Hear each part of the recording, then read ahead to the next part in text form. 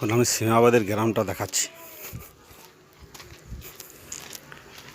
গ্রামের দিকে একটু দোকান দিকে যাচ্ছি, দেখি যদি কিছু খাবার পাওয়া যায়। হচ্ছে গ্রাম সীমাবাদের, খুব সুন্দর। তোমার দোকান জানা নেই? এই দোকান কোথায় আছে? আচ্ছা,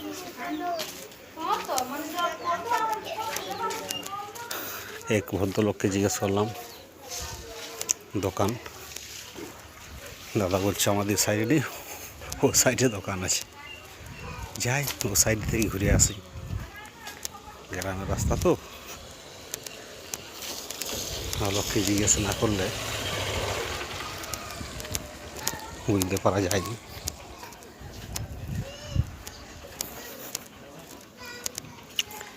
এটা সীমাবাদের গ্রাম। লাইভে প্রথমবার এলাম। এই ছাগল একটা রাস্তার মধ্যে বসে আছে। ট্রাক্টর, গ্রামের ট্রাক্টর তো থাকবেই, ট্রাক্টর আছে, গাড়ি আছে, সব রকমই আছে।